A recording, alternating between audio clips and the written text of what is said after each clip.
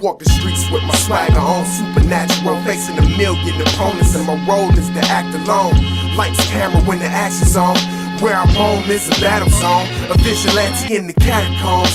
But I rock with a hot shot like a clock when it's cocked and popped and the lead is gone.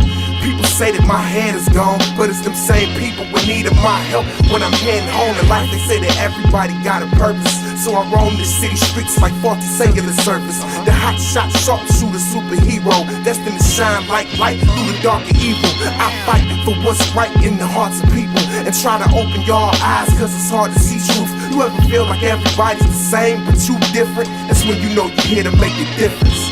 Hot shot, you gotta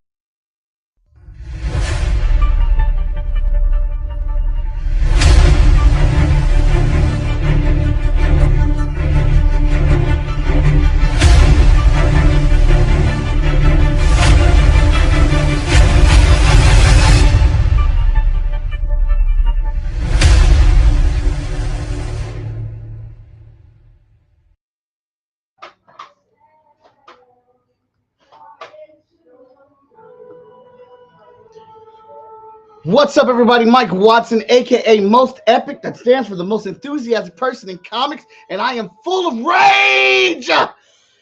Oh my goodness, man. Don't you just hate it when just shit just don't work for no reason when it was working just fine? Like when you bought the shit, like you don't touch it, you don't move it, so it ain't dropped, ain't no juice or water spilt on it. Just a random Wednesday, technology decides I'm a fuck up. I actually start early on my prints Monday. Printing. The printer is going for a show that I have on Friday. I'm like, you know what? I'm sitting here. I'm going to be determined to get my prints printed. I refuse to be up all night Thursday printing. And you know what my printer said? Yeah, bitch. Nope. Not going to print right. Nope, not today. Oh, wait, I'm going to print two of these right. Then I'm going to mess with you. That's what my printer felt like, Sam. That's what I've been dealing with all week. I've never wanted to hit a piece of machinery so bad in the mouth. But I digress because I yell and I cuss and then I troubleshoot. Then I come back, I try it, I yell and I cuss and I troubleshoot again. And if it still doesn't work, I leave it alone for the day. But here I am now Wednesday. Figured out what's wrong with it, get it printing, and then after about 30 of them, my guy, I just feel like messing up. But that's it. We're going. We're printing. We're printing now. If I randomly blurt out, it's because my printer's fucking up. And I will warn you, if I pull this out, that means I'm shooting a fly. Flies are the most disrespectful creatures on the face of the earth. It is a habitual line stepper. I've been trying to go about my business all day today and just let this fly live, but this motherfucker keeps coming in my personal space. So now it has to die. So in the middle of this interview, in the middle of this art, I will shoot this thing. Not a real person stream. I'm talking about a fly with a salt gun. That's it. I just don't want you to be surprised when it happens. Because if it does, if tell me I'm pulling out and I'm taking this motherfucker out. All right, hey, I digress. Got all that out my system. Thanks for listening. Glad you guys are here to participate in my rage moment. Freestyle Comics is in the building with our latest update. Our hospice Kickstarter has hit go, y'all. We did it in 10 hours. It's because of you and you and you and you all the way in the back there. It's all you. Thank you. But we still got 21 days, and I'm greedy. So we're going to keep this thing going. We're going to show the hospice trailer a little later on tonight. Keep sharing. Get those pledges in there. The more money we have, the more we can do. All right? I will tell you, the hospice characters will be seen in the Freestyle Comics universe again. They are absolutely going to be in our universe again. But how successful this campaign is will determine if they get their own series. That's what I'm talking about. We will be at Cincinnati Comic Con this weekend. Know that, understand that. That's where we're live and breathe. That's where we're going to be at this weekend. It will be Tony, Mr. 5-Star Clapper, Phenomenal Fee as Vigilance, myself, and the incredible, impeccable Ryan Robinson down there. And I'm going to be joined by Sean Mother Mac. will be down there with us this weekend. I got the phone call. He's gonna be down there with us, kicking it. So I'm real excited. We're gonna have books and all that good stuff. I think that's it because I used the rage moment to get that out of my system, so I can come on here with my friends who have been gone. They stepped away from comics and they have come back and they haven't missed a beat. So I want to catch up with them and all that good jazz. We're gonna talk about all the new with them. And I have this really awesome person that co-hosts the show with me. Her name starts with an A. It comes with a me, you, may you. I tried to do that. I fucked it up though, but whatever. Hey, Amelia, what's Happy up? Hump Day. Yes. If Chat and Draw is here, it is Hump Day on Wednesday. We are almost to the weekend, y'all. It was the rage and the salt gun for me. I was just like, well, what's really going on here? Well, it's been troublesome. All right, it's been troublesome up in here with this technology. My Wacom tablet pen is not connecting to my desktop, so I've got to reset my whole computer to get it to reconnect. But I couldn't do that because I got to do the stream, and I'm in the middle of printing, and I'm working on the artwork, and I'm doing like 7 things at once. But hey, we here. How are you? How's the weekend? I'm well. I wanted to see a movie these past couple days. I was like, I want to see something where I don't really have to think about anything. I can just go in here and enjoy it. So I broke down and saw the Meg 2. I broke down and Oh, you did. What did you think? entertaining. Yes. Yes. There were some really random moments. Yeah. But I mean it was exactly what I thought it would be. Meg 2. Exactly. That's always me. Amani, I print my own prints. My 11 by 17 prints, I do them myself. I do move some prints, but I don't move enough prints at the caliber where I need to go to a printer to get them printed anymore. I can manage that myself. And when it works, it's great. All right. Well, awesome. I'm glad you saw the Meg 2. I think it's a very entertaining movie. For me, it has taken the popcorn action flick trophy from Fast and Furious. They're done. Mm. They're done. The last 2 movies, Meg 2 gave me everything I want. I still haven't seen the last Fast and Furious. I think I stopped watching after like six. Okay, you gotta watch seven. Seven, you gotta watch seven. Because apparently they went to space, right, or something No, like no, that. no, no, no. They don't go to space seven, but you get to say goddbye to Paul Walker in seven. So Okay, that might have been the last one I saw. All I know is after Paul, I was like, I'm done. Thank y'all. It's that's over for what I me. should have did. But let's go ahead and bring up the host. I've ate up a lot of time, and I've got a We drawing. our guests, not our Yeah. host. We the Oh, host. yeah, we the host. See, I'm backwards. Let's bring out our guest because I got a drawing I've got to pour into because we got this new book that is when I say hot, it's several terms of the word hot. All right, a little steamy, a little ultra sexy. Okay, Caliente. caliente. All right, look. I ain't gonna say this episode for the grown, but this episode for the grown. All right, this is the grown and sexy episode of Chat and Draw. And 1, 2, 3. Wait a second. A new opponent has interrupted the tournament.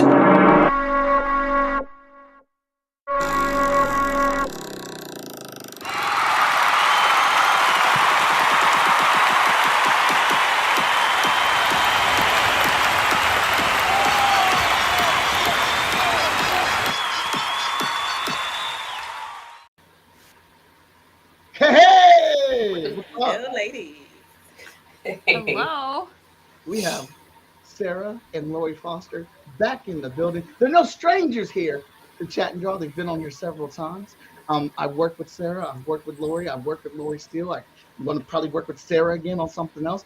But these ladies, these champions of comic books, these gladiators of the arena, the long-haired damsels not in distress, have brought us a new comic book and a new studio. Tell us all about this.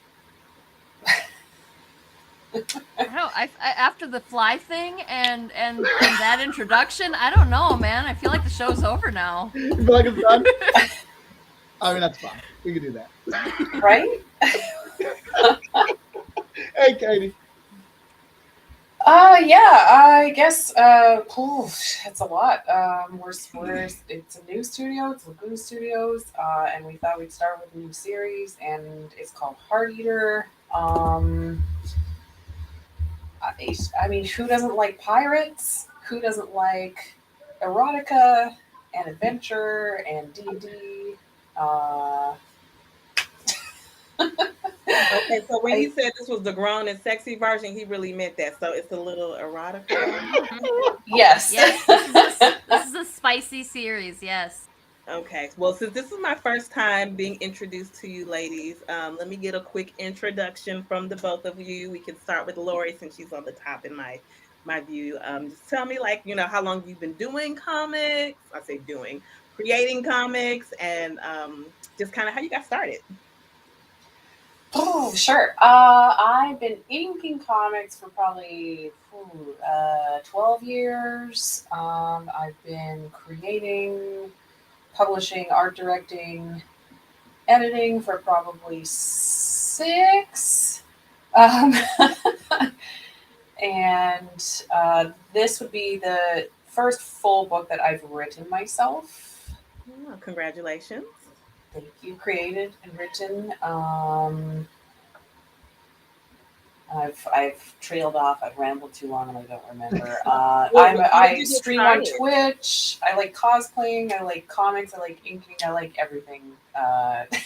Did you say cosplay? Oh, you're a woman after Yes. my own heart. Ooh. What's your favorite cosplay? I have a really good Korra that I really like. I feel powerful when I wear that. I love that cosplay. I have a Rey from The Force Awakens as well that I really like. There's some that I really like to do that would be very expensive. I haven't seen you as a Rey. What? You haven't seen the Rey? No, I have not seen the Rey. We're gonna have to dig a picture up. I know she's got some on Facebook. I know I saw it on Facebook. It's not on Instagram though. I can't like swipe and find you real quick. The Rey cosplay is not. No. Okay. No, unfortunately. So, how old were you when you first got into comics? If you don't mind sharing that part as well. Probably, maybe 10. Okay. And I started reading like Archie and Spider-Man. Those were probably the 2 first things I started reading. Sabrina, Archie, Spider-Man, stuff like that. Okay. Now, you and Sarah, you all work together. You're friends. You're like, what is the connection here? Both. Yeah, I guess we were friends together first. Yeah, friends, and then yeah, Laurie got me into helping make comics, and now we do this. Wow, that's awesome.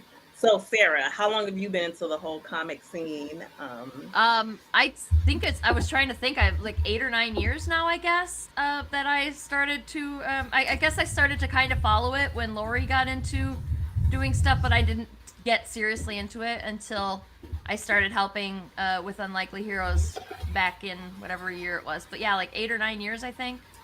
Wow, that's cool. That's cool. So, did your friendship start first, or did the business start first? The friendship started first. Yeah, Mm-hmm. I think we bonded over. It was a DeviantArt. We were trading pictures over DeviantArt. I know somebody else introduced us to each other, and then we started to trade pictures over DeviantArt with each other, and maybe a custom My Little Pony. I used to customize My Little Ponies. I could still again. I just haven't in a while. Okay, cool. Okay, now we said erotica. I need to know what this is all about because I'm admittedly more of a movie person, Marvel, all that good stuff. Not as much into comics. So y'all gonna have to let me know, what is this genre? Is it its own thing? Like, I need to know the details. So I guess I would put it in like an adventure fantasy kind of category. So you have pirates, but you also have kind of magic and thieves and stuff like you have in D&D. Mm-hmm. And then it's also erotic because people have sex, and why not include that? There's just like some Skinemax with comic book. You remember, like it's like Skinemax with comic books, late night Cinemax. Yeah. Yeah. Right. It's I would say that's probably a good equivalent. It's probably not going to be like super explicit, but there will Yeah. be sex. There's a And lot of like you can if you check out one of the pages, a page at the one, I think it's the third page that we have on the campaign. There's a lot of sexual tension there, but it's not like pornographic. It's not that explicit. Yeah. And like I mean, some of it obviously you can tell from the covers. Some of them are explicit, depending on your definition of the word, I guess. But very just sexy. Yeah, it's giving It's soft core. It's not, Yeah. but it's ow. yeah, exactly. That was kind of a decision that I had to make because there's a couple of really good. I guess I would call hardcore. Like I follow. It's called I Wrote Out in Search of Truth and Love. If you're not familiar with it, I would recommend. It's actually like a really good fantasy story, but it's also super explicit and the art is really nice. And I was like, well, maybe we should go that direction. But I talked to a bunch of people and they were like, I think I'd rather more in the Skinamax and less in the just full on, like a tastefully explicit as opposed to fluids flying yes, everywhere and tastefully explicit is a good way to describe it. I think that's how So- Katie Rooston, she said tastefully explicit, and Right. she said they want all the covers. Great stuff. I don't know if that's our Is guy. that Is Brad? our guy Epic? I don't think that's Jamie. I think that's Brad Arnie. He's a big indie collector. And he Okay. likes covers. I think that's Brad Arnie. Let us know who you are, Facebook user. Okay. Yes, and Katie did a cover as well. Yes, so she did. it's really pretty. It's very pretty, and we have. I mean, our covers are all. These are all so cool. The covers are so pretty, all of them. Yeah, just from him scrolling through and just seeing them, I'm like, this is beautiful. And you can kind of tell that it has like a woman's touch, if you understand what I'm saying. It's not. It's, it's more romantic. Right, say it. Yeah, that's. Oh, I'm right. glad that you noticed because that's the idea. Yeah, There's a lot of kind of not safe for work books on Kickstarter. Most of them are run by dudes. We wanted to make it not safe for work, but we wanted women to like look at it and be like, you know what, I think I might actually like to read that. It doesn't look like just covers that are sexy and then the interiors are garbage, which you do see, unfortunately. Like, it's actually a good story, or so I'm told. Right? And It's a really fun story. Like it's sexy, but it's fun too. and Okay, how we much tried. of the story can you all share with us today? Well, we can tell you about what's already on the Kickstarter campaign. Okay, let's do that. Introduce me as a new reader, new comic person. Introduce me to you all's comic. So, Heart Eater or Kimona is basically she's currently shipless. She's looking for a ship, which of course is a bad position to be in for a pirate. She's kind of annoyed about that. She's come to this new town, which has kind of like Port Royal vibes, and she meets a handsome stranger and it kind of goes from there. She has kind of a supernatural experience compelling her to talk to him. She has no idea why, but she's a badass. She's not worried. She's not afraid of dudes. Like if they bother her, she'll kill them. Like it's not, like. This is a very like powerful woman. She's not, she's not weak. She's not here to be rescued. She, in fact, rescues him in the story in the first issue. So I don't want to give away too much, but I'm intrigued. So you're doing a great job. Now I saw that. I'm not sure if it was this character that he's drawing there, but she was it a woman of color that Epic is drawing, or is it is that something different? Because I saw a couple it is scrolling through. She is a woman of color, yeah, and I made sure to have at least an editor of color to help me write this and make sure that it's good and not, like we have that perspective.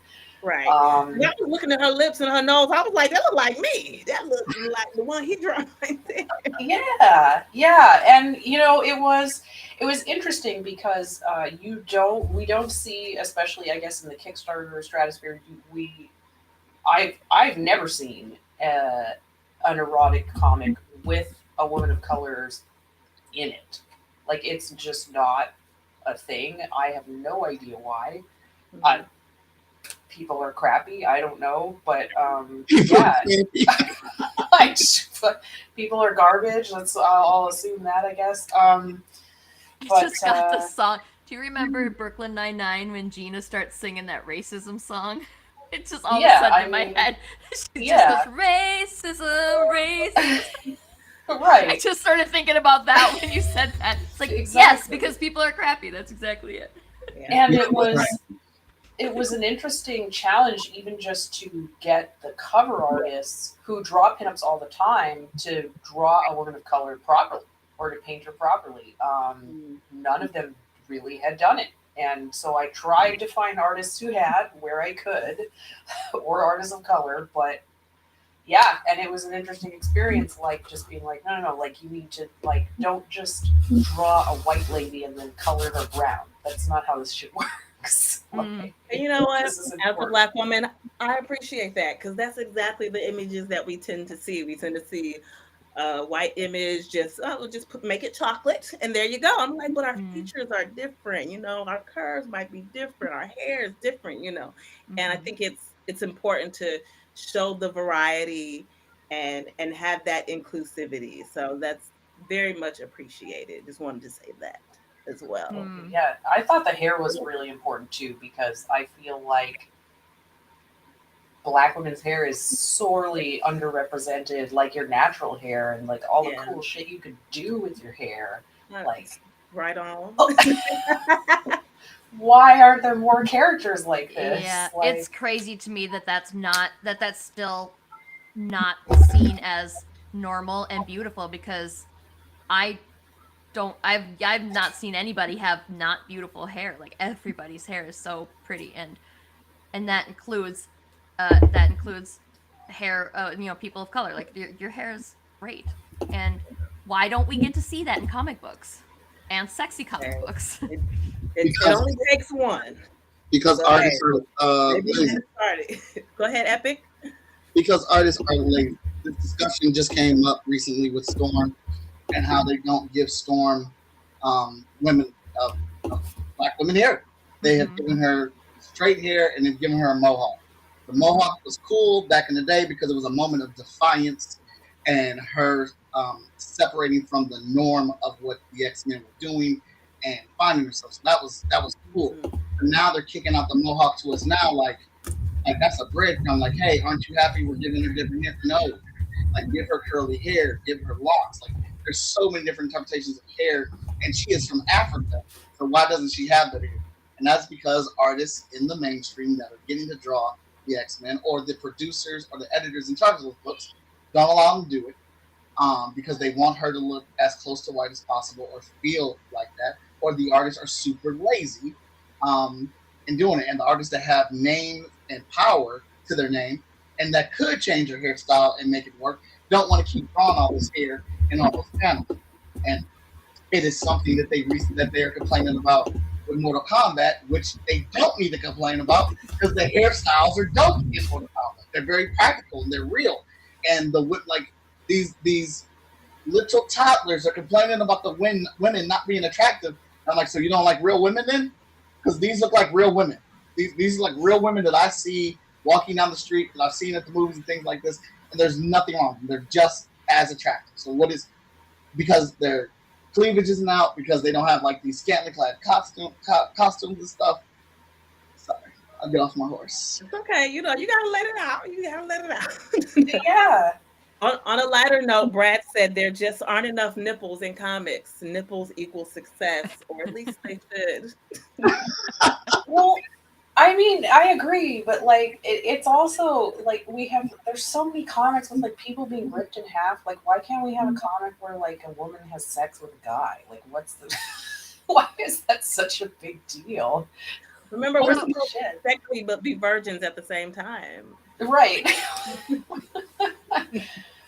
Oh. Oh, and Um, just wait until you see all the different hijinks that Kimona's gonna not just the first issue, but like in the future, she's gonna get up to some shit.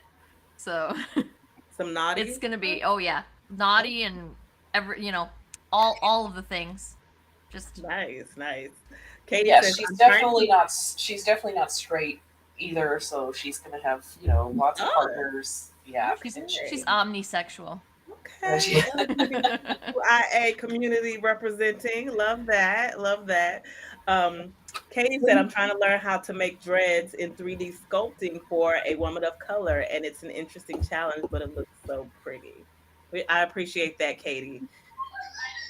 Yeah. Sometimes you gotta learn a new skill, right? I think that Katie did a lot of studying hair to make her cover too. She worked really hard to make it as accurate as possible.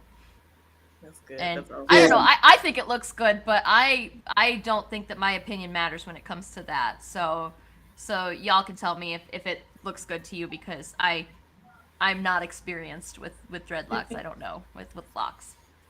So I would like to also. This is going to be my bitching episode.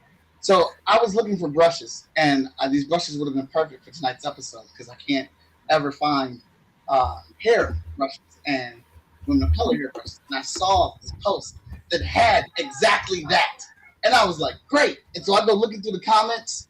I go looking at the post. Where the fuck is the link so I can buy these?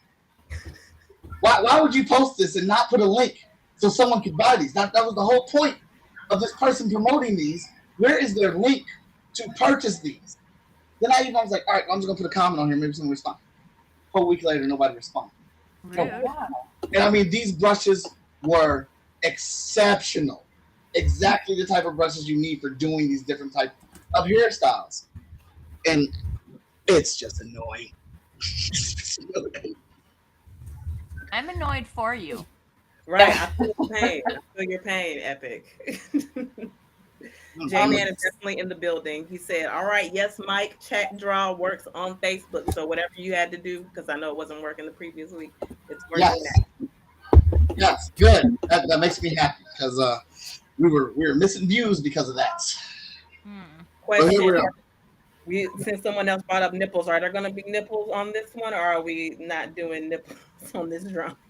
I won't do them on the show, but they will be there. I'm in full support of Laurie and Sarah's. Free the nipple. Okay, that's what's up. Just don't want to get taken down on YouTube and Twitch and stuff. They have they have weird rules about if it was a guy, if you were drawing a guy, that'd be fine. So it would be sexism. YouTube, hello. So this piece is going to be kind of fun and challenging because I think what I'm going to have to do. That's why I laid it out before I even got on the show. What I think I'm about to do is I'm going to have to draw this actually in 4 layers, which is actually like just her body and her dress, but then the accessories on her, and then the curls in her hair, and then the dreadlocks are all going to be their own layer. So I really want to mess around with some of the janky brushes I have to see what I can do. But obviously, when this piece is done, this is for their book. They can do whatever they want with this. And they normally find a way to give it away on their Kickstarter. So I don't know if Laurie and I are on the same page, but I already know what I want to do with it. Oh, you are? What is that? Can you spell? Can you tell? Oh yeah, no, we've got because we've funded in like 17 or 18 hours, and so we're like, we got to get some stretch goals. And so I was thinking like, let's think about that, because this is turning out. I mean, I had no doubt it was going to turn out amazing. It always does, but I do like watching the process. Yeah.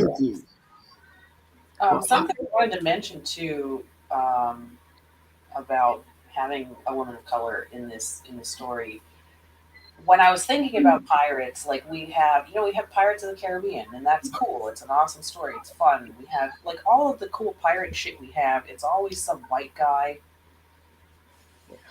or some British girl, but like realistic, and they always go somewhere like Jamaica, and somehow there are no black pirates. Like it doesn't make any sense.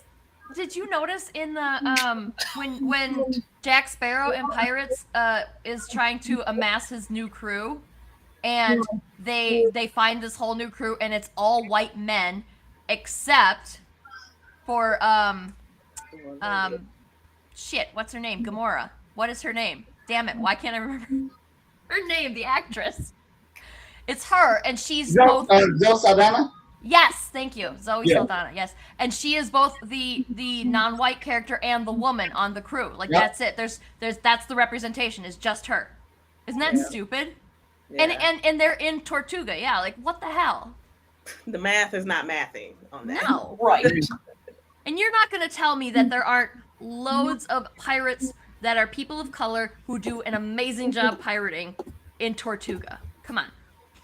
Yeah, absolutely. Jay and said he's doing good. He's recovering from COVID. Sorry to hear that, J Man. Yeah. I'm glad you're doing better, J-Man. Ugh. Katie, thank you. You bring up a good point. This is a character with a gun. And I got so lost in drawing the sexy. I'm going to add the gun in here. Go ahead, get You it don't out. have to. I don't think anybody's gonna miss the gun, so It's gonna Oh my up gosh. the ante on the sexy though. The gun. It's yeah. gonna up the Well, ante. okay, guns are sexy. I mean, Yeah. yeah, gun. Yeah, especially this gun is like the old style pirate. Yeah, Yeah. I don't remember what those are called. But Michael said we need to do a sexism verse or two for the racism song. And also, someone said that, Katie said that there are some in Sea Beast on Netflix. I haven't seen yes, have you seen the Sea Beast? That is such an adorable movie, and one of the best characters is like I think is Katie. Correct me if I'm wrong here, because you've watched it a couple more times than I have. But like the first mate of the boat that we're on in that is her name is Sarah Sharp, I think, and she is a very imposing black woman, and she knows her shit, and she's famous, and like she's in all the pirate novels and stuff, and she's just such a cool character. If you haven't watched that movie, I highly recommend it. I'll add it to my watch list right now. It's about 8:30, so we're gonna take a little commercial break. Hey, Danny. Yes, we are. And I have it queued up. So that's ready to go. So Hospice Kickstarter is live right now as well. We just launched yesterday. We have already funded, which is great. Thank you to everybody. But for those of you that do not know about this is the first horror comic book from Freestyle Comics. And it's a joint effort with Russell Nolte, Travis Gibb, Jamie Primack, Frank the writer, and David Byron. I'm sorry if I pronounced your last name wrong, David. I apologize. But we all have books in the same universe off of the same subject. And all of our campaigns are going right now. But here is the trailer for ours. It is called Hospice Concussion.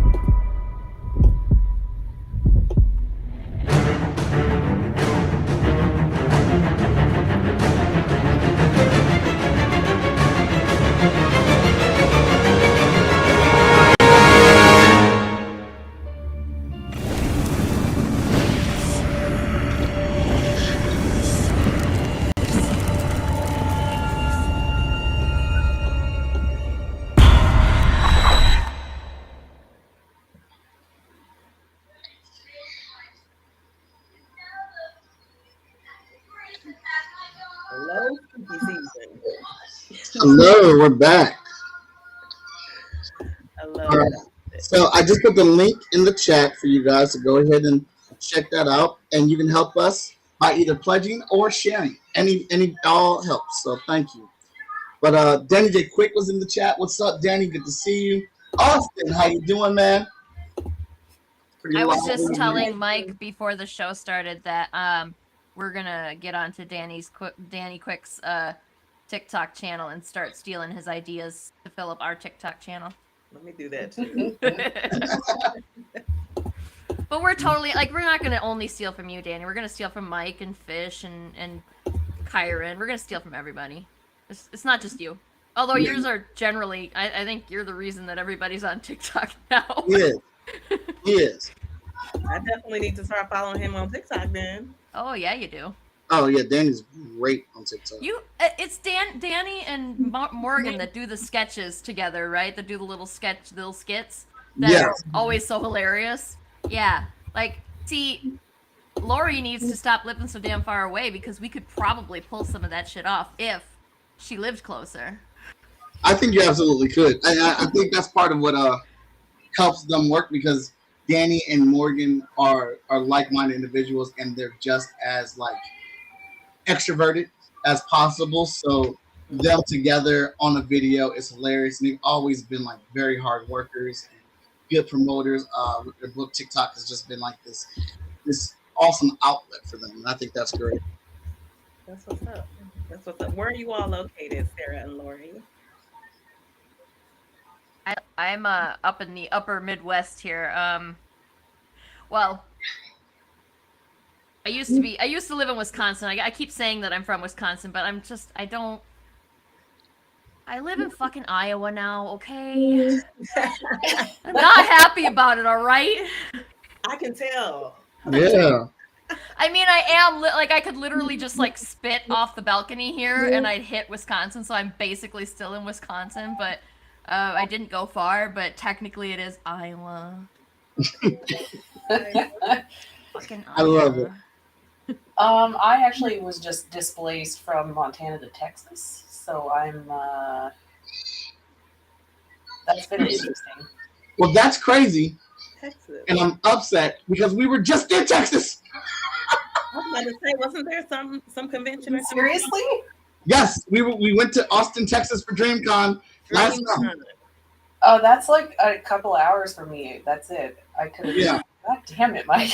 To be fair, moving is a very busy thing, so it Yes, probably it wouldn't is. have worked out anyway. But Yeah, yeah, it was a lot. next year, if y'all go to the thing again next year, you should make sure that you coordinate. It should be cheaper for me to make it to FSK stuff now, Mike, because Yeah, Yeah, I tickets was. from Montana were like just plane tickets from Montana to anywhere are overpriced because Montana is just in the middle of nowhere and nobody Because wants to it's fly stupid, in. and there's like 3 airports in the whole fucking state, and the Yeah. whole state is enormous. I mean, I literally have this little bullshit airport that's like 5 miles away, and I could get a cheaper ticket to Columbus than she could from your like that definitely larger airport, which should not have. It should. I mean, like double the price. That's what we're talking here. Like I could get a couple $100 maximum, and I could get to Columbus and back, and it would be like $800 to do the same from Montana. It's stupid. No, I absolutely looked because I was tired of not being able to have Laurie at events. So I looked and I was like, man, you know what? It's like 8 months away from FSCon. If I could get a ticket now, they would probably be super cheap. And I could do that if I get it 8 months in advance. No. Not to Montana. Not to Montana, not at all. No, but I was actually, I think it was Fish I was talking to recently about I wanted to try and go to FSCon this year. And I don't know if it's going to work out, but I'm going to try.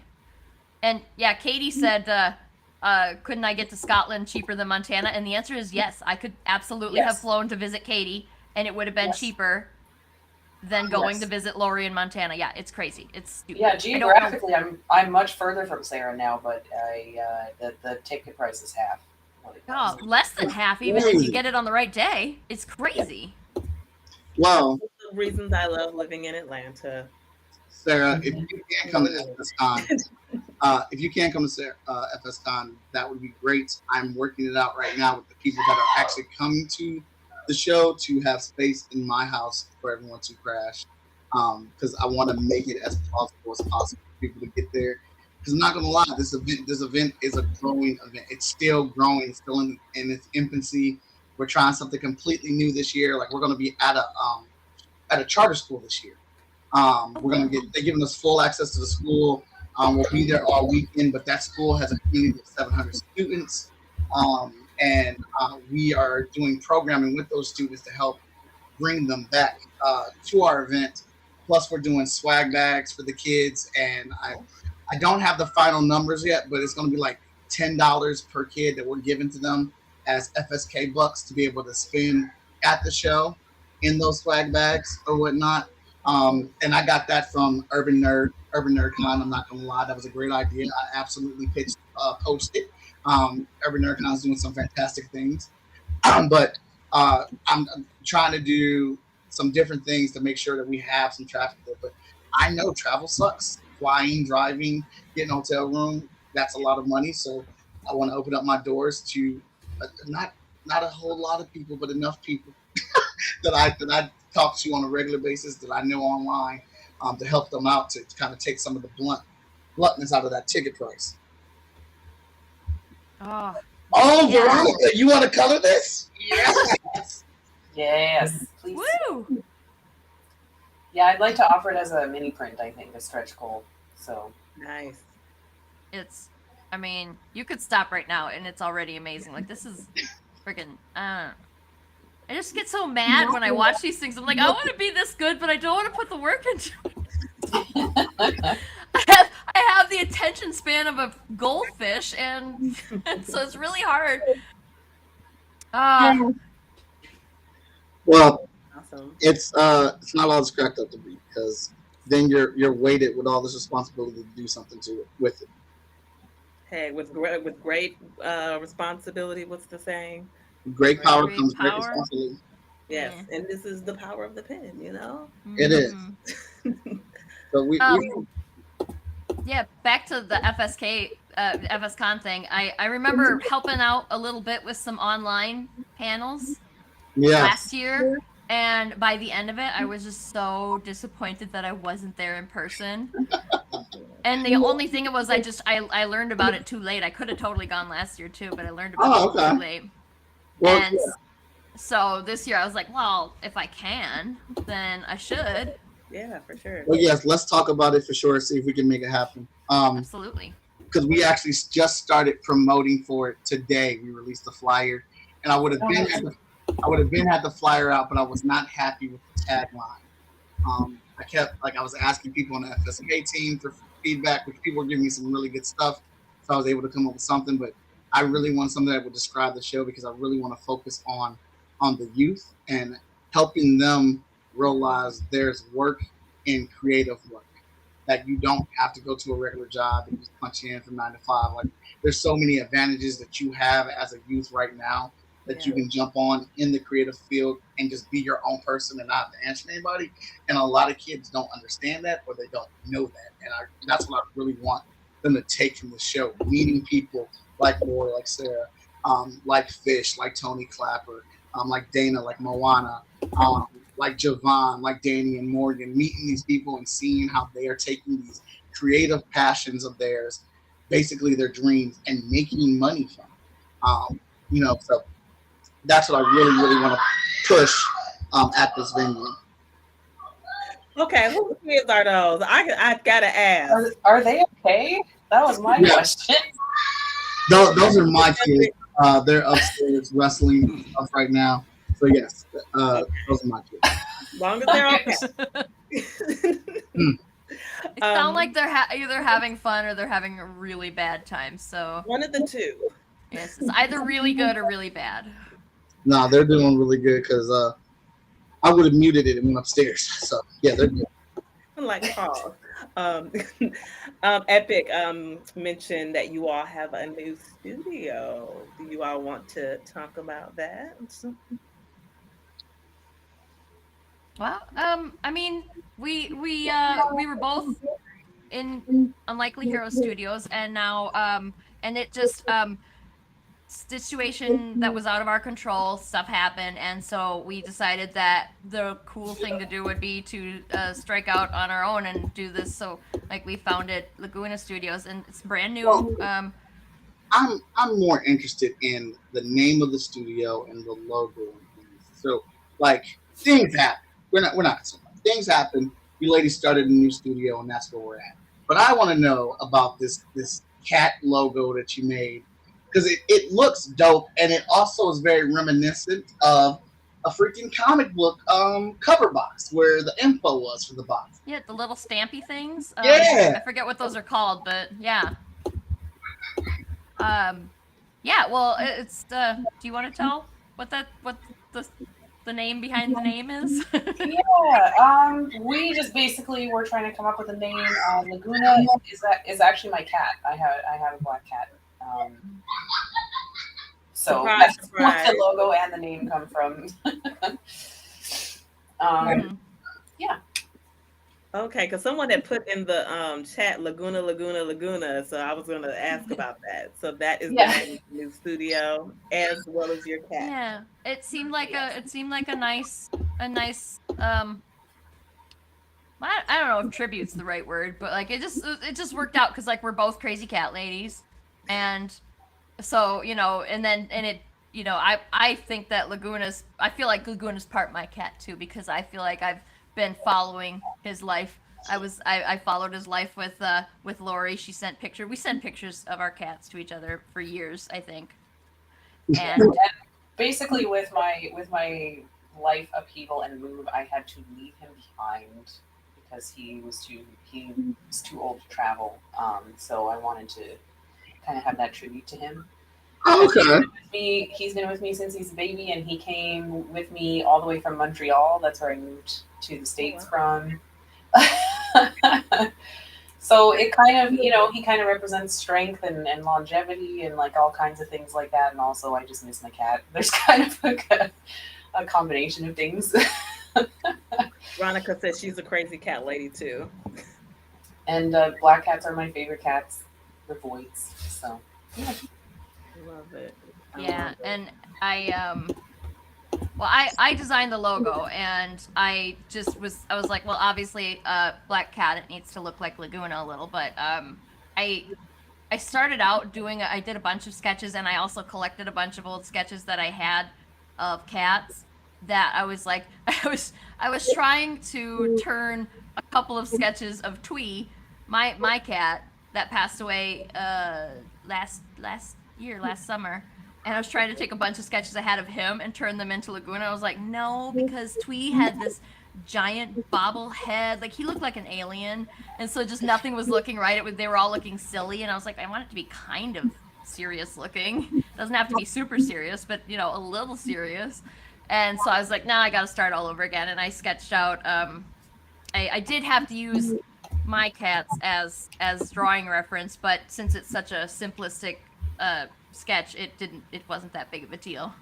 But then it ended up taking on this kind of Art Nouveau vibe, and I was like, that wasn't where I was going with it, but cool. And so I showed it to them. I showed it to Laurie, and then and Laurie showed it to everybody else and said, what do you think? And everybody liked it, and I was like, all right, let's do this then. That's awesome.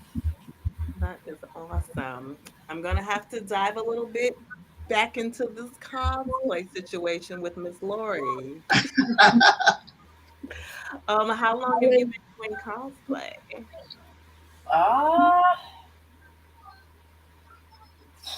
Probably 10 years, but off and on, because like as the money comes down, so does the cosplay, because you need, like, even if you're building everything yourself, materials cost a fortune. So I'm hoping to do more of it in the coming year. I would like to get back into it. I'd like to do more cons, especially now since I don't live in the middle of nowhere. I can make some costumes and go to some places. It'd be fun. I love it if Laurie was one of our characters. I could definitely sponsor and pay for that costume you made. Laurie was one of our characters. I think that would be a great idea. It's so cool to see Laurie Foster dressed as one of our. Oh shit! Was I talking out loud? I'm sorry. I thought that was all happening. Sure. Let's do it. I've signed the check. Whatever you need. Let's go. Obviously, the answer was going to be yes there. Right. Yeah. I'm sorry. Go ahead. I do cosplay, but I've made some stuff for Laurie that I still don't know what the hell happened to that one green, the lacy green dress thingy that I made out of that gauzy shit. But I know that you at least got the cake. I made a few things for her, but I'm more on the make stuff for other people to wear than wearing it myself. Okay, So well, if everyone just want to make something random for me, I'll definitely take it. One of my something goals. random. Okay, maybe not random. One of my goals for my cosplays, I want to do one of the flight attendants from Fifth Element. Oh, okay. Yes. Yes. Oh. I looked online and I saw some that look kind of like I'm like, but I don't have the seamstress skills to create that myself. I So mean, if you want, I'm see now I kind of want now see I feel like it's a challenge. Like I have no idea where to start on that, but like I could totally. That one's not that I don't. Let me Google it. I'm gonna Google it. I'm also just saying, like we can do cosplay covers for Heart Eater, and you don't have to be nude, like clothed ones. I mean, like Yeah. I was And gonna ask you, and have her you done costume would be those? so easy to make Yeah. too. Yeah. Yeah, her costume is super. Well, I'm not great at strategically tearing things, so you might have to do your own stockings. But other than that, I could totally do that. That would be super easy. I have a feeling Laurie would know how to do just the right tears in the stockings to make it look intentional, but not intentional. I have a feeling. Yeah, man. That's the thing about tearing. It's got to look good. You can't just do random tear. Yeah. right. It's like when we do that messy bun look. Yes. That still took 20 minutes to get just right. It is strategic. Yeah, there's a method to the madness. Yeah. All right, I'm looking at the Fifth Element flight attendant, and that skirt is like easy peasy lemon squeezy. Okay, so the top is a little more complicated, but I still think I could do it. Okay. All right, that might be a little. I'm a little busty right here, so we'll see how that works out. See, you have to cosplay Heart Eater. There we go. Come on. Yeah, Hey, Try it on I this. got some of the I don't pieces. know. I think you'd look great as Heart Eater. Yeah. That might be on my list. I feel like I could like find the pieces, to make everything right. I do have a couple of corsets, but I probably have to get just the right one for that one. I love a good corset. And like the only structured elements of that costume are is that a bustier? I don't know the difference between a bustier and a corset, but like the underbust corset and then the shorts are the only structured elements of it. And then the rest of it's basically just rags that she kind of Material. tucks in to look sexy. It's well, I guess there's a little bit of structure to the top too, but that would be And I that mean, would what be a she pretty wears quick is one. flexible too, because she's not going to wear the same thing every day forever. Like she's Right. going to change. So that's flexible. I wanted to make sure, and I'm sure I'll drive my artist crazy too. Her hair is going to change all the time too. Like she'll have dreads, she'll have braids with beads, she'll have curls, she'll have poofs. Like what I want that to change all because I feel like she would do that. Like Yeah. if you you're got on the a ship ability, all why the not, time, right? you want to fuck with your hair and make it look cool, and you have the salt water, and you have all the shit to work with. I feel like, right? No, I don't know. I think so. Mhm. I think so. Absolutely. I think so. I think you are on the right path here. Yo, I'm having a little fun with this. I'm pretty sure I'm not going to finish this by the time the show's over, but when it's done, I think it's going to be a worthwhile venture. It looks amazing, Mike. I'm It excited. looks fantastic. Thank you. You guys made me feel like I had to step up. You had all that amazing art in the book and for all those variant covers. I was like, these ladies are coming on the show. This show's called Chat and Draw. I gotta draw. You got it. Yeah, I guess I didn't really mention that either. Our interiors it's a full female team. So the Oh wow. Okay. illustrator Kari Salviego, and then we have the colorist is Patty Arroyo, and then the letterer side of Tina Fonte. So everybody's female, which makes it fun to kind of work on because I'm like, well, we want it to look sexy, but it like they get what I mean when I'm explaining how I want something to look because they're women too. Right. And the attention to detail and the realisticness of certain aspects. And yeah, absolutely. That's awesome. Yeah. I'm very curious to see to hear the different opinions from people who have gotten erotic comics that have been made mostly by men and then to hear their take on how because like I'm sure the differences are going to be subtle but very, very definite. So I'm curious to hear a lot. I'm very curious to hear about the feedback from people when the book gets out. We put a lot of effort into making the flirting sound not stupid or corny. Like it's hard to do. You have to think a certain way. You have to kind of talk. You have to say it out loud. Be like, how dumb does this sound? Like, would this convince me to sleep with somebody? Like, we need to. It's a lot of work to think of good flirty dialogue that isn't terrible. Mm-hmm. That isn't corny. I did, yeah. Like I knew it wasn't easy to do flirty dialogue because like obviously I suck at flirting in real life too. But yeah, like when you're actually trying to write it down deliberately for this particular scene, then everything that you think of suddenly sounds like the dumbest thing you've ever heard in your life, and so you have to bounce it off of people and be like, "Does this sound stupid? Please help me." Right. Yeah. So yeah, when Laurie was telling me about being stuck on that, I was like, I don't know, man, I'm stuck on it too. I don't know, but we need more people. Mm-hmm. And it's so easy for like flirting comments to be cheesy, and I know that's not what you're going for. So yeah, that makes total sense. Yeah. I'm getting distracted now watching. Sorry. No, it's awesome. I love this so much, and she looks strong, which is really important. Yeah, muscles. Yeah, it's like it's kind of fun because this looks kind of like she looks very sexy in this pose and everything, but also like if you talk to her the wrong way, she might get a little scary too. Yeah. And I feel like that's exactly the vibe she has. Like she's very sexy, but maybe a little scary too. Yeah, I mean, people assume she eats hearts. I would assume I would go with that. I would be worried about that. Now I'm thinking about my heart eater cosplay. I'm seeing like you guys really got me. I always want to impress people when they come on the show with what we're drawing and whatnot. But I really think it's important that you guys have this book. This is all female team putting this book together. There are not a lot of women notable in comic books or in behind the pages. Writing the words, making the decisions, things like that. And I know I joked, or I'm joking like, oh yeah, we got to get the sexy out and all this stuff. But like, I wanted to match the level of sexy that you guys bring to your book because, like you said, it's not just explicit sex. It is teasing. It is tantalizing. It's temptation type of deal. So that's like the same thing that I want to try to bring to this. And I looked at tons of reference to try to get the right pose for it and to help it out with like the right allure. And so yeah, I'm loving what you guys are doing, but I always want to be able to match what you guys are doing in whatever books you're on. Katie said we could have gone with some pirate stuff like you shiver me timbers, but that's way too cheesy.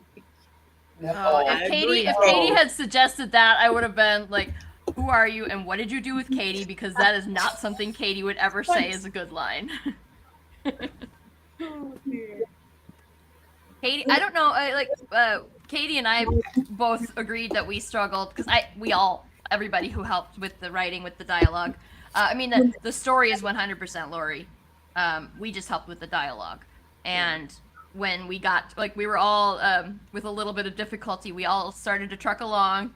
And then as soon as we got to the flirty part, it was like, I don't know what to do now. and it took a while. And I think D Fish kind of saved our butts with that because she helped get us started on it. And then once she gave us some non-cheesy starting points, then we were able to roll with it. And she D saved the day. D Fish is awesome. D has done a cover for us for Vigilance that we're putting on a Kickstarter. It's fucking fantastic. I talked to D about who Vigilance was, what she's going through, her experience, like her past trauma that is starting to resurface, and where we want to take her as a character. And then I was like, well, that's it. So I just take all that information and just do whatever you want for a cover, and kicked it back to me. I was like, oh my god, this is perfect. Like, just nailed it so good. And she Yeah, doesn't that's she been my doesn't think experience she's too. good. Yeah, she doesn't think she's that good at it. I'm like, are you nuts? Like, no, I mean, and she will be like, I feel like I've not done, I don't feel like I know I've done very much writing for story stuff, but she's done so much more writing, and she still admits to struggling with certain aspects of it. Like we were all complaining about how hard it was to write a blurb about the, like the elevator pitch part, about what should we write, like on the back of the book of the novel to get people to read it, that thing. And she said, yeah, oh yeah, I'm terrible at that. And I was like, but we wouldn't have one without your help, so so you're not that bad at it. Right. Well, Matt just chimed in and said D is freaking awesome. She did an amazing version of Miss Medusa on the cover of her GN. Yeah. Oh my gosh, yes. Oh, I guess that's something I should mention real quick. Laguna Studios is going to be still continuing with a bunch of the properties that UH Studios was publishing. Mhm. So we're going to be continuing Miss Medusa's Monstrous Menagerie. We're going to be continuing The Unthinkables. We're going to be continuing The Surgeon. We're going to be continuing D's comics as well. I think that's it. The Sundering, we're going to be releasing more Sundering. So what you guys have already seen from us, most of it is what we're going to continue to release it, and we're going to be adding new titles like Heart Eater. And Sarah has a series called Noctiluca that we're going to be publishing as well. There's a couple cool things coming. Yeah. Awesome. So folks need to make sure they stay tuned, huh? Oh yeah, and no, never mind. I'm sorry. No, go ahead. I have things that I have to tell Laurie, but I was like, I don't think we should say anything about it yet. Not publicly yet. I'll tell Laurie after we're done. But I got all excited about it for a second. We are a little bit after 9 here, so I'm not sure if you all have more time or if Epic wants to keep you all on. If we can do that, it's up to you guys. I don't mind if you guys can stay, because I'm kind of in it now. I see. I'm enjoying watching this. I've got at least half an hour, so yeah. Stay for that. Yeah. Okay. She was. I was thinking about. I was trying to figure out how to do it, to give the middle finger while having this thing. Don't get us blocked. I won't. But I wanted to have like the gun hanging off the lariat. Oh yeah. Okay. I was trying to see how to make that work. Okay. I'm trying to pull up where'd my reference go? It's on the other screen. It is on the screen. You are right about that. So do you all have any conventions coming up that you'll be attending? Not, I don't anymore. I had some, but with everything that's been going on, I was like, nah, maybe now I should think about postponing, but definitely next spring. Starting back in with some little local ones, and then jumping into the bigger ones as and when I can get into them. All right, nice. Now you said local ones. Now you done said you was in Iowa. Are these local ones in Iowa? There are, believe it or not. There is actually there's a guy. It's just one guy. It's crazy, but he's got this little thing going that he calls QuadCon, and he's been to Milwaukee. He's been to Rockport, Illinois. The one that's like halfway between. Yeah, it's Rockford. It's Rockford, Illinois. And he's been down into Missouri, and he's been into several places in Iowa, all the way out to Des Moines. I don't know if he's been farther north than here. So, but yeah, Milwaukee is a pretty big place to have one, and so yeah, that guy alone, I could fill up a whole, like probably half my schedule with just QuadCon shows. And then there's like Chicago's not too far. I know Mike and I talked about sharing a table at C2E2 at one point. Yeah. We didn't get in. I didn't. We didn't get in as UHS, so whatever. But then yeah, there's stuff like I'm not super far away from Minneapolis, so I can go up that way too. Like there is surprisingly some cons that are within like a 200-mile radius. Okay. Good. Good. Um, so speaking of like current events and things that are going on, so we are in this, writer's strike. I say we like I'm a writer or actor. They are in this writer's strike. I guess I say we because I support it because, you know, I support it. So that's why I say we. Did you all have any thoughts or opinions on that? I saw that Drew Barrymore was initially going to keep her show going, but then she pulled that back after all the backlash.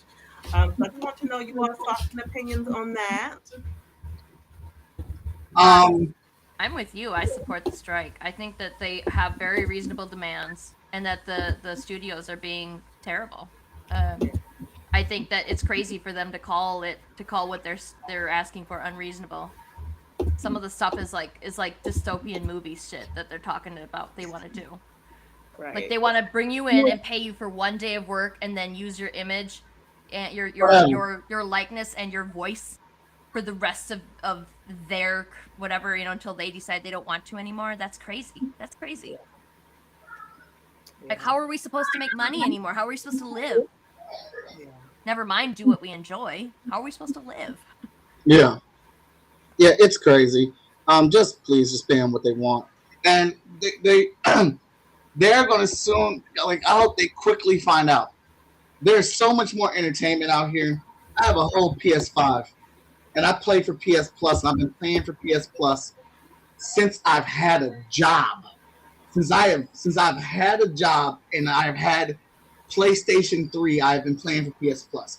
If you don't know what that is, that's PlayStation's monthly program. They allow you to download 2 free games every single month. And I've been downloading games since PlayStation. Yeah. All right? I have things to do. I ain't got to go to the movies. So when the movies dry up and the TV shows dry up, guess what? I got PS5 that I'm about to dive back into with plenty of games to play because I can't play them because I'm being a responsible adult. I got K-dramas to watch. I got anime to watch. I got manga to read. I got comic books to make. I got things to do, Hollywood. And there are plenty of other. Look, I'm even starting to get into this reality TV shit that my wife watches. Right? Welcome. I'm even getting into that. So y'all better get on y'all shit. Pay them this little 2% that they asking for, because it's a drop in the bucket. Because when this stuff finally does start coming out again, I'm not going to give a damn. Stranger Things, season 5 in 2026, you think I'm about to carry it in? Because I'm not. Because they're grown. And I've lost my interest. Thank you for sharing. I like when you get stuff off your chest. Yeah, no, I agree. It's ridiculous. It's ridiculous that this has to happen. It's also kind of,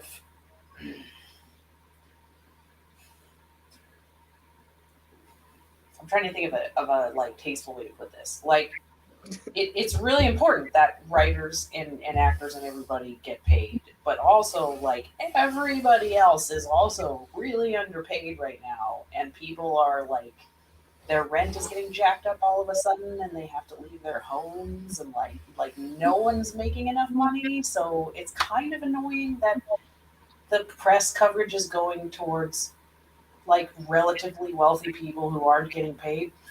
Yeah. What they should get paid. I like, don't get me wrong, but like they're like everybody else down the food chain is also kind of doing terrible, and I feel like all of that needs to get fixed. So I'm a little just frustrated about all of it. Trickle down. The terrible is trickling down. Right. It seems like it done trickled up. Right. Yeah, that's the problem. Shit's not supposed to flow upwards, and yet here we are, defying gravity. Defying gravity. I love that. I think that is a great way of putting this. I saw an article about Elon's talking about he's gonna start charging people a monthly fee to use Twitter. I was like, do you really like I was earlier today. I was talking to Jeffrey. Like, he's not genuinely that stupid, right? Like, he knows that is going to effectively kill Twitter, right? Like, he's doing that on purpose, right? Like, he can't be that stupid. I know he's not the genius that the tech bros think he is, but like, I don't want to believe that anybody is that stupid. He's doing it on purpose. Tax write-off? That's what I was thinking. Yeah. I want him to do it. Shut it down. I've always thought it's not even Twitter now. Remember, it's X. I will never call it X. No one's calling it that. That's reserved for porn. XXX. Right. Thank you. Yeah, I'm never calling it X. And yeah, shut it down. Because I don't use Twitter already anyway. If you are going to tell me you're going to charge monthly for Twitter, then your algorithm needs to be set at 0 for everyone. Yeah. And that you're not going to charge me for Twitter, and I still got to fight the algorithm for my tweets to be seen and create engagement with 100 fucking hashtags in my tweet or whatever to get it across.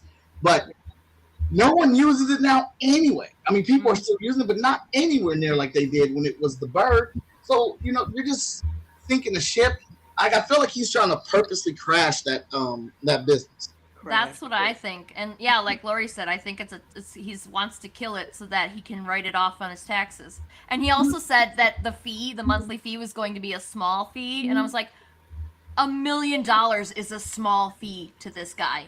Right. What exactly? Like, is he talking about the $8 for the check mark? Like, because I wouldn't pay $8 for a fucking check mark on my So let me throw some numbers at y'all. I love getting numbers about like how our society works and like what the financial crust is going on in the world or whatever. So there's like 170 billionaires in America alone. And we're not just talking about 1 billion. We're talking about billionaires with multiple billions. 170 of them in America alone. I forgot what the group was, but the group that handles, help I think it's the humanitarian. That handles, helping people, donations, and take care of homes and stuff. And they were asked how much money would it take to end homelessness in the world? How much money would it take? Whatever algorithm, whatever formula they used, they came up with the number of $25 billion would end homelessness in the entire world. Wow. Just done. It would get rid of it. $25 billion. Now, people have the right to do what they want to do with their money. They earned it. Whatever schemes, whatever hard work, whatever assassinations people have done to get money, that's their business. They can do what they want with their money. But there's 170 billionaires in America. So we're not even including the world. Mm-hmm. If they each just gave like $2 million each, whatever, like, I forgot the numbers, but they could just give that. They could just do that. The 170 billionaires could get together and give, I think it's like 25 million. They can each give like 25 million, and it would equal the 25 billion. My number may be off. It's been a couple days since I sent the video. Don't come at me. Shut the hell up. But the fact is that they could give that money, and it would be a drop in the hat to them. But it would take care of homelessness forever in our world. Yeah. Mm-hmm. And it's like, why haven't y'all come together to do that? How many companies use backwater channels, super, super low wages in different countries to get clothing made, purses made, tennis shoes made at 5 cents on the dollar or whatnot, and then bring it over here and charge $300, $400, $600, $700, $800 for it or whatnot? And like, I understand you want to take care of you want to have generational wealth, but how much money do you really need to have to be like, yeah, I'm good?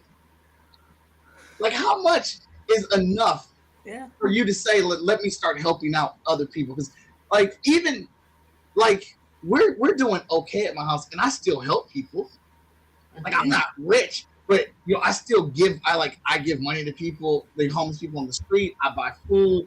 I just help people in general because I want to help people. Yeah. You know what I'm saying? Like, I know what it is. I know what it's like to struggle, to be without, or whatnot. So when I see someone that needs help, I want to help. Why doesn't anyone else feel like that? Or that has, and I'm not saying it's all of them, because there are some wealthy people that do donate and that do help. But why hasn't this conglomerate of billionaires ever just gotten together and said, you know what, let's really fix some shit? Because they don't care that much. There you go. Because they might help one single person out there who doesn't deserve it. It would be so horrible, right? Yep.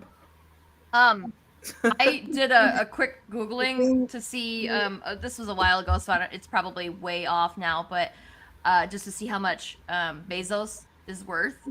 Yeah. And then I did, my cheap, shitty math on it, and I figured out that his net worth, if he gave away 99% of his net worth, he would still be a billionaire. How fucked up is that? 99% of his net worth could go away today, and he would still be a fucking billionaire. That's insane, and that should not be possible. Whatever system we have that made that be possible needs to be abolished, because that should not be possible. Because you cannot become a billionaire without exploiting many other human beings. It's not possible. Yay, capitalism. Yeah. Who's Michael Ananak? Putting these boobies on the thing. Hey, he sees them. Animax sees them. They know what's up. Look, I ain't even got the nipples in there yet, but they know what's up. I'm done. I tell you. Let's see here. No. Oh yeah, now it's time for this to cool. Loki season 2 is on the way. Oh yeah, when is that dropping? I want to say October 6th. Hold on, I think I put a reminder. I think it's the 4th or the 6th. Yeah. Yeah, soon. I knew it was in October though, because I can't wait for that. We just finished watching Gamera. Matt Frank insisted. Actually, he kind of bullied us a little bit. Not gonna lie, there was bullying involved. There was a world. Okay, so I live near that big old north-south river that we have in this country, and there was a boat, a World War II boat that it stays parked most of the year in Indiana, but it made a trip up here to just to be open for tours for a few days. And I was like, he's like, you gotta watch Gamera, and I was like, but we're gonna go see the boat. It's a World War II ship. Like, when are you ever gonna get a chance to do that? He's like, but you have to watch Gamera, and I was like, I will after the boat. And then we had when we went, they had this massive Lego replica of the boat inside the boat, and so he's like, "All right, you're forgiven," because I showed pictures of the Lego boat. That was pretty sweet, huh? Oh my god, it was super cool. I wish I could, because you take a picture of it, you can't do it justice for real. Like, I wish I could have just taken everybody that I know, who's like, here, come see the Lego boat. It's really cool. And they had like the little Lego trucks, like the Jeep from MASH, like the Lego version. There were Jeeps up there, and then there were little people. Oh, it was so cool. Legos are awesome. I love Legos. October 5th is when Loki comes out. October 5th. Okay. I'm looking forward to that. I should be set to jump straight into Loki because we're done with Gamera now. So. Okay. So we're good. Loki's what's important now. And yes, and I also highly recommend watching Gamera Rebirth on Netflix. It's very cute and very, like, it's a decent story, and it's really cute animation, and it is a lot of fun. There's one kind of weak episode in there, but it's not terrible. It's just kind of like made me go ugh a little bit for some of the time that they spent on some things that were maybe not super relevant or appropriate. But even then, it wasn't that bad. It was just a little bit like, oh, you didn't have to do that. Yeah. And most of it is like the music that they play when Gamera shows up, fucking awesome. It gets you pumped and you don't even know why. Shout out to the composers and all that. Yes, and that is, I think it's a good primer for Loki. It's just like, I feel like Loki and Gamera would get along. Okay. But Loki would get along with kaiju in general, right? Okay, now we need Matt to come back and tell us what he thinks about how Loki would, like Marvel's Loki and Godzilla. Like, would they be friends, enemies, frenemies? We don't know. I think they. I think because they're all kind of agents of chaos in their own way. I think they would get along. Chaos. Loki would probably try to control them though, and I don't think Godzilla or Gamera are into being controlled, so that'd be a problem. I don't think they are either. Mm-hmm. Yeah, that definitely would be an issue because he wants to run the show all the time. Yes. The first season of Loki would suggest that he kind of wanted to. I mean, the progression of his character in general over the course of his introduction to now has been pretty cool, and like he's becoming a more mature, more of an anti-hero type than a villain. So there's that. Oh, excuse me. I like that. Just seeing some of the stills from the trailer from Loki, I'm like really excited to see like how deep they go with just his character development in general, you know, and his acting skills. Okay. Definitely gonna be interesting. Look, we got the jewelry popping, y'all. I see. I'm loving that. I'm gonna have to make that for my cousin. All right. So now, Yeah, you do. now I gotta find the right brush. Oh yeah, so I'm also excited. Now that I'm paying attention. I'm also excited for Laurie Foster to get back on these inks on Hot Shot because we're going for our December release, and she's been killing it. But there is one page in specific. There's always like a page that I draw with the mindset of this is for Laurie. Like I can't do it like her old artist does, where every page he drew was just ridiculous. Just every single page, every single panel, but like. This page, I was like, this one is for Laurie, and I can't wait to see how she tries to solve it. Okay. Is it like one of those pages that she's gonna pull it up and then she's gonna immediately open a chat window with Mike and say, "God damn it, Mike!" I think so because it's definitely manga inspired. It's got a lot of speed streaks in it, speed lines in it, or whatnot. But Laurie is very tenured with Clip Studio. I know there's a lot of tricks in there and stuff that you can do, stuff that I'm trying to learn now. But I can't wait to see how she tries to figure this page out. Oh, I'm excited. Yeah, I don't think that I've seen anything, no line art that Laurie hasn't been able to kick ass on. So I feel like that should be an open challenge, Laurie. You should just issue open challenge. Like, I dare you to try and give me something that's too complicated for me to fix. To me to make look amazing with inks. I dare you. Oh, that sounds like a terrible idea. Sounds like a lot of work for Laurie. Yeah. But think of us when we get to see that. That'd be so fun. That would be awesome. You're only thinking about yourself. You're just now getting into the hair, which I would love to watch, but we don't want to hold our ladies hostage today. It's coming up on 9/25. Oh, is it? Yeah. I just found the perfect damn brush too. Oh yeah, we're about to get this shit. All right, yeah. All right. I guess I'll let y'all go. Oh, it's awesome though. I was still waiting for that part. Yeah, I guess I'll let y'all go. I'll keep working on this. This will probably be what will carry me through the night. But yeah, when this is done, this is going to Laguna Studios for them to do whatever they want with it. I had a lot of fun drawing this. I was looking forward to this night to draw this character and whatnot. I always look forward to the challenges, and Katie is right. No matter what, Laurie always brings a character with a gun somehow, some way. And I can't believe I forgot it because I was like, I'm going to draw that gun because it's tradition now. It just is. I think the only time I didn't draw a gun is with Miss Medusa, and that was it. I think that was the only one. Well, and I mean, you did draw like 10,000 snake faces on that one, so that was just as good as a gun, really. This is true. That was super fun. But they have this awesome Kickstarter that's happening right now. I should have recorded this on my computer. You didn't record it? I mean, it's recorded on iPad, but the computer would have like recorded like the whole thing, and I could have sped it up. I forgot to hit record. Shit. So I just looked at the Heart Eater campaign, and we made like $500 since we were on here, so that's amazing. Like we broke 7,000 while we were waiting for the intro music to finish. Yeah. Oh, so exciting. That is great. I'm so happy for y'all and on your success in this book. And, you know, me and Danny were in the chat like, damn,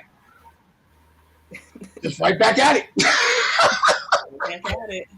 Right back at it like they never left, and that's great.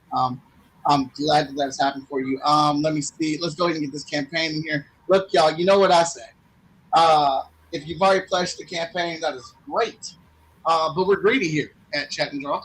So go ahead and either up those pledges, bug somebody else to give pledges, or share it. Share it, and that is absolutely free. Sharing actually helps out a lot. They are impressed with that. This is the one time I'll say that I'll speak for them. They are impressed with that dollar amount, but what they really want is more backers. The more people that know about their books and get the books in the hands, the better. So the more you can up that number, that's just as important as a dollar amount. But if you don't have any money, like I said, share. If all you have is $1 and you're like, man, I don't want to do $1. That looks pathetic. That they'll be embarrassed by that. They'll look down at me. We'll take that $1. Yes. We'll take that $1. I need you to hear me. We want that $1. Look over here. We want to see you too. Oh, I'm at the wrong camera. Hey. Yeah. That's better. My temp failed. So yes, go ahead and pledge any dollar amount on that. Any dollar amount is appreciated. The sharing is appreciated. I'm so glad to have Sarah and Laurie back in the game and back here on Chat and Draw. This is a great episode to have them back on. And this is episode 264. I promise you. Episode 300, we will be launching the ultimate edition of Chat and Draw art book that will have all 300 pieces in the book, and it's going to be a hardcover. I might talk to another studio about publishing that one.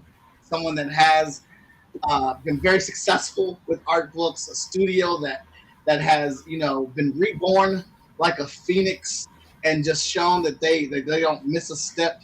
It might be a studio with a cat logo or Laguna. I might talk to this studio about publishing the Ultimate Edition Chat and Draw. All 300 pieces that I've done in this show since the pandemic, and definitely wanted to be a hardcover. Yeah, I was about to say it's going to be hardcover, Yes. right? It's gotta be like hardcover. a soft touch, like a Absolutely. Maybe one of them. Oh, one of them foil covers, perhaps. Hey, Some foil elements, maybe. I'm gonna leave it to the studio to help me. I'm gonna let them manage it because they have a lot of knowledge in this. So I feel like I need to put this in somebody's hand and just pay them for it. That sounds like a good plan. Yeah. That plan. I support that plan. Well, look, hit everybody with the new socials. Where can everybody find you guys at? We are on Instagram and Facebook as @Laguna Studios Comics and YouTube as Laguna Studios Comics. And we haven't really done anything with TikTok, but that is also Laguna Studios Comics. Mm-hmm. If you want to look at our website, which still, yes, I know the security certificate is not live yet. I'm you know how frustrated I am with this right now. But I promise you it's a safe enough website to go look at, and that's lagunastudios.net. What else? Did I forget anything? I think that's everything. And yeah, we have It a should be Twitch pretty channel that's fine. it's also Laguna Studios, but like we haven't done anything with it yet because we don't have stuff to do with it yet. But we're gonna eventually. As long as you got the name. Mm-hmm. All right. I do. We got it, and yeah, it's pretty exciting. Well, cool beans. As of right now, next week we do not have a guest. We've already finished our 3 episode piece on hospice. So next week, it might just be me and Amayu talking while I'm drawing pages for the new issue of Hot Shot because I've got the first couple pages written thoroughly. But Danny, my fucking editor, keeps getting at me about this book. So I've had to rewrite some stuff. I've had to turn some things around. And look, I'm telling you right now. I complain about him, but he's a great editor. And my story or our stories would not be what they are without Danny being the dictator that he is when it comes to editing. So like, get yourself a good ass editor. It's great. Yes. All right, y'all. I agree. As an editor, I agree. All right, y'all. We will catch you on the next one. Good night, everybody. Thank you.